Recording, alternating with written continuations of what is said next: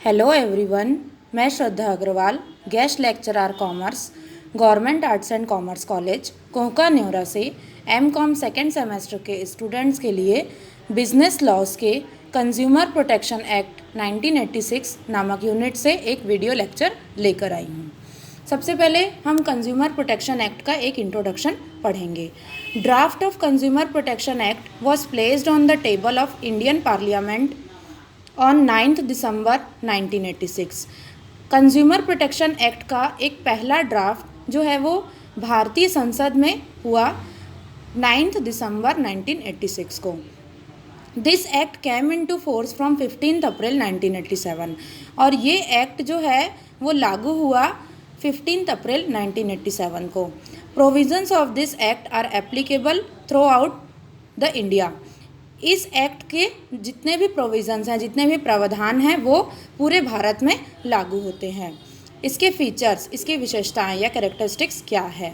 सबसे first, with the enactment of this act India has become the first country in the world to provide the legal protection to the interest of the consumer. इस act के चालू होने के साथ साथ India एक ऐसा पहला देश है पूरी दुनिया में जो कि कंज्यूमर के इंटरेस्ट को, उपभोक्ताओं के इंटरेस्ट को एक लीगल प्रोटेक्शन मीन्स एक वैधानिक रूप से बचाव प्रोवाइड किया। This act applies on all goods and services unless the central government excludes some particular goods और सर्विसेज फ्रॉम दिस एक्ट। यह एक्ट जो है वो सारे सामानों पर और सारे सेवाओं पर लागू होता है जब तक कि कोई सेंट्रल गवर्नमेंट जो है वो कोई पर्टिकुलर गुड्स या सर्विसेज के साथ इसको एक्सक्लूड नहीं कर देता। इसका मतलब ये कंज्यूमर प्रोटेक्शन एक्ट हर एक वस्तुओं पर और हर एक सेवाओं पर लागू होता है। Provisions of this act are of the compensatory nature and not of the punishing nature. इस एक्ट का जो प्रावधान है वो कंपनसेटरी नेचर होता है, ना कि पनिशिंग नेचर का होता है। इसका मतलब जो भी ग्राहकों को नुकसान हुआ है उनको उनकी क्षतिपूर्ति मिलनी चाहिए, ना कि यहाँ पर पनिश होना चाहिए। This act provides for quick and easy justice. ये जो एक्ट है वो बड़ी ही जल्दी और बड़ा ही आसान न्याय दिलाता है। This act applies in all the areas and all the institutions whether in the private और पब्लिक सेक्टर। यह एक्ट जो है वो सारे एरिया पर अप्लाई होता है और सारे इंस्टीट्यूशंस पर अप्लाई होता है। वेदर इन द प्राइवेट और पब्लिक सेक्टर, चाहे वो प्राइवेट सेक्टर हो या पब्लिक सेक्टर हो। No court fee is to be paid under this act. इस एक्ट के अंतर्गत किसी प्रकार का कोई कोर्ट का फीस नहीं दिया जाता है। No stamp is required on application. कोई एप्लीकेशन पे, कोई आवेदन पर कोई स्टैम्प की ज़रूरत भी नहीं पड़ती है। However certain fees is to be paid on appeal against an order और in case of a laboratory test. जबकि कुछ फीस यहाँ पर दिया जाता है अपील करने के लिए अगेंस्ट एन ऑर्डर, किसी ऑर्डर के अगेंस्ट में या फिर किसी लेबोरेटरी टेस्ट के अगेंस्ट में। Objectives of a consumer protection act ना, उपभोक्ता संरक्षण अधिनियम के क्या क्या एम है, क्या क्या इसका ऑब्जेक्टिव्स है वो देखना है हमको। सबसे first, to provide the protection to consumers against the exploitation by manufacturers and suppliers. जो निर्माता हैं या जो सप्लायर्स हैं इनके शोषण से पूर्ण रूप से उपभोक्ताओं को सुरक्षा प्रदान करना सबसे मेन एम है कंज्यूमर प्रोटेक्शन एक्ट का। मतलब कंज्यूमर को किसी प्रकार का कोई शोषण ना किया जाए। To constitute the consumer protection council, उपभोक्ता संरक्षण संघ बनाना, ये दूसरा एम है कंज्यूमर प्रोटेक्शन एक्ट का। तीसरा, to provide the judicial machinery to deal with consumer disputes at district, state and national level. इनको जुडिशियल मशीनरी, न्यायिक मशीनरी प्रोवाइड करना ताकि जो कंज्यूमर हैं वो डिस्ट्रिक्ट लेवल पे, जिला लेवल पे, स्टेट लेवल पे, राज्य स्तर पर और राष्ट्रीय स्तर पर अपने हक को डील कर सके या अपने हक की लड़ाई लड़ सके। टू प्रमोट कंज्यूमर्स इंटरेस्ट, है ना, कंज्यूमर के इंटरेस्ट को बढ़ावा देना।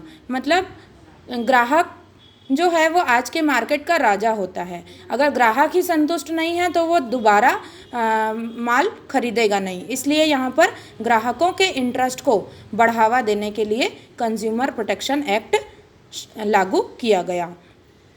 4 चीज़ हैं इसमें मेन कि कंज्यूमर को बचाव करना किसी प्रकार के शोषण से या हनन से, कंज्यूमर प्रोटेक्शन काउंसिल तैयार करना और कंज्यूमर को राज्य स्तरीय, राष्ट्रीय स्तरीय, जिला स्तरीय सभी प्रकार के डिस्प्यूट्स को के साथ डील करना, किसी सभी प्रकार की लड़ाइयों के साथ डील करने के लिए हौसला दिया गया है उपभोक्ताओं को, और कंज्यूमर के इंटरेस्ट को प्रमोट किया गया है।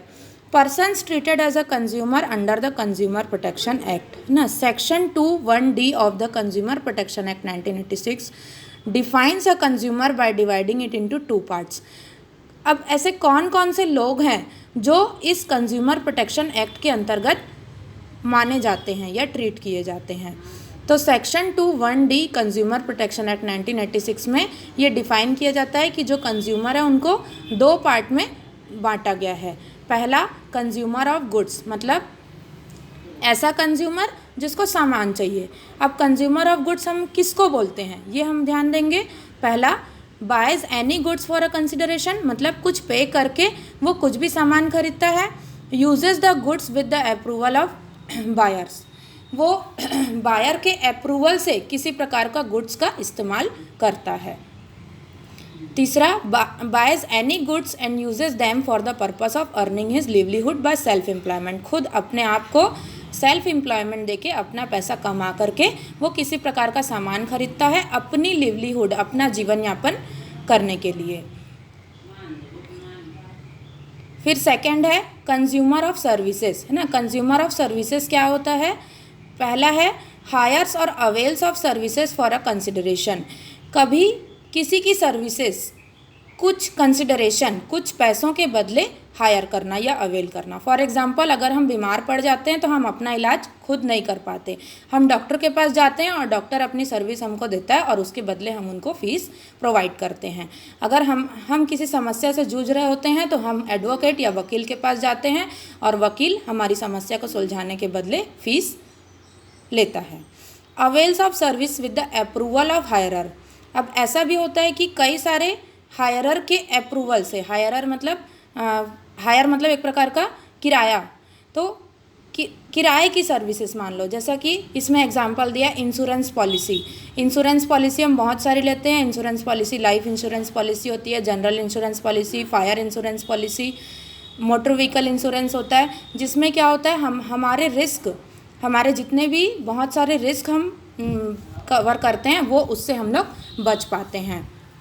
टेलीफोन और इलेक्ट्रिसिटी, किसी प्रकार का जो टेलीफोन सर्विस है, जैसा कि मोबाइल फ़ोन है, पहले के टाइम में टेलीफोन टेलीग्राम वगैरह आया करता था, उसमें हम लोग कुछ अमाउंट पे करते हैं और उसके बदले हम उसकी सर्विस को लेते हैं। इलेक्ट्रिसिटी आज हम सभी के घरों में बिजली है और इस बिजली का बिल हम लोग पे करते हैं और बिजली का बिल पे करने के बदले वो बिजली की सर्विस या बिजली की सेवा हम तक पहुंचाते हैं।